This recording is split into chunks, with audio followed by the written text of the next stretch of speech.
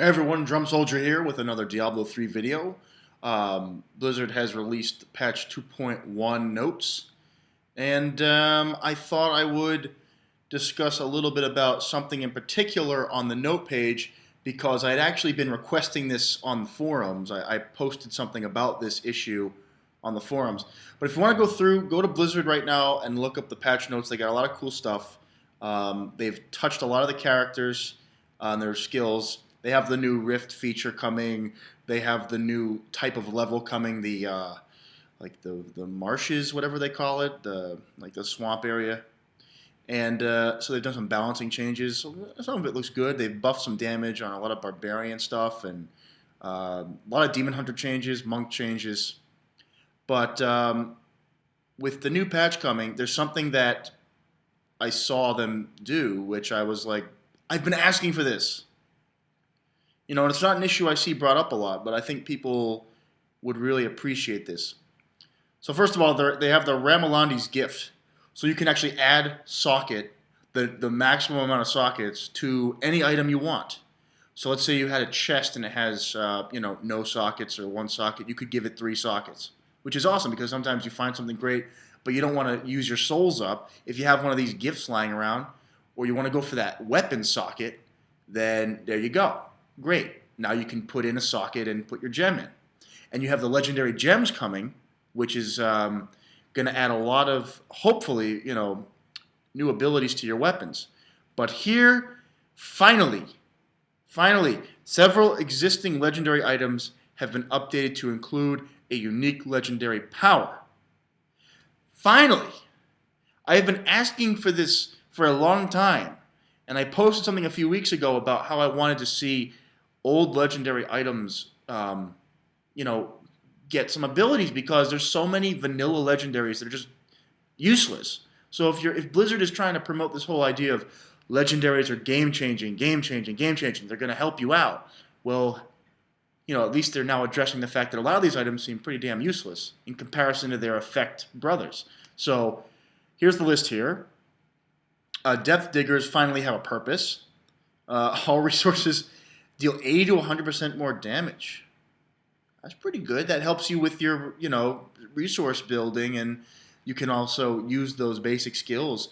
Like Crusader has a lot of smite abilities and items that help smite damage.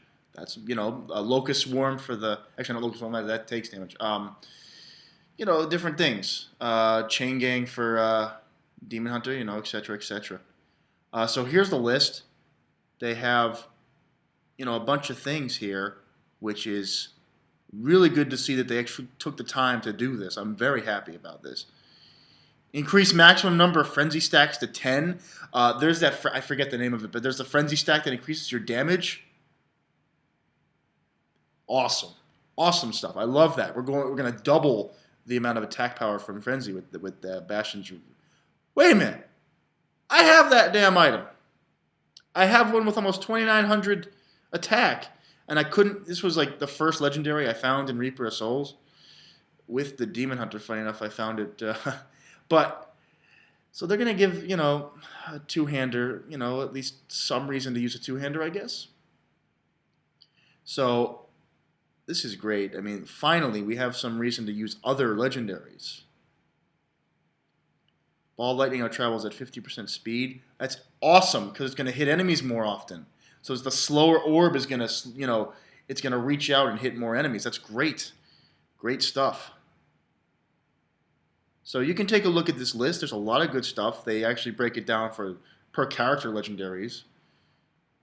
And then they have new season legendaries. So we got Bottomless Potion of Rejuvenation. Restores 15% of your primary resource when used below 25% health.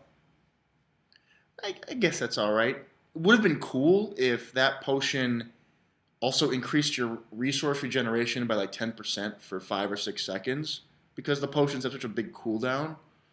I mean, you're going to gain 15% of your resources, and then what? Like, you're going to lose it again, right? It kind of seems pointless to me, but it's a little bit of something. Granted 20, so these are the new legendaries.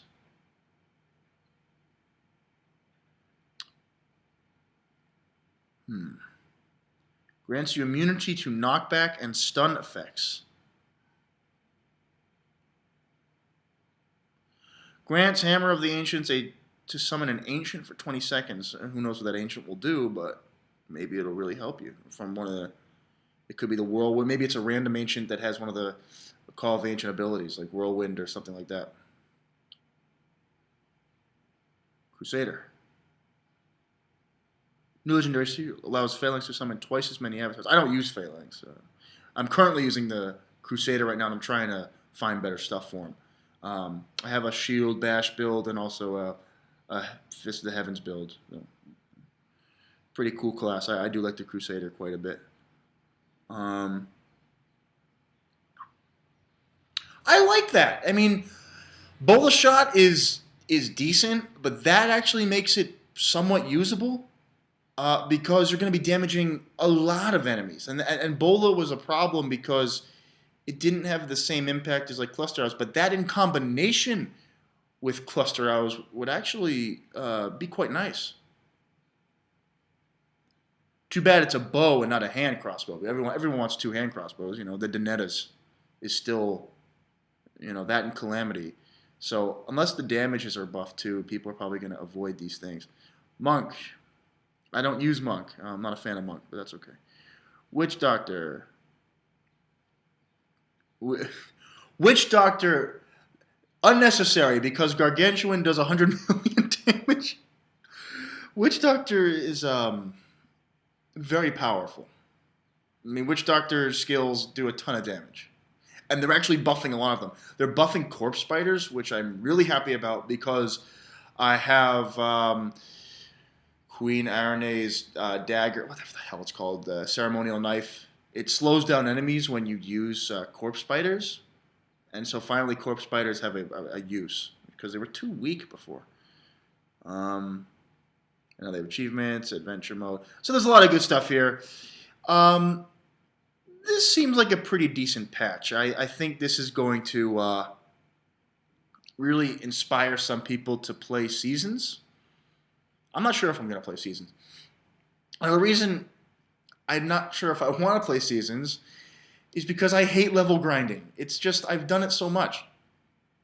Like, why couldn't Seasons be something where because this game doesn't have any build challenge, you unlock your skills, why couldn't we just start characters at max level and then worry about getting the loot in Seasons like a competition? And that's what I would have wanted. I would have jumped in with a naked character, you know, with just a white weapon, and you start out at like a low difficulty, but at level 70. Like, I don't want to grind my levels again. I'm so sick and tired of level grinding.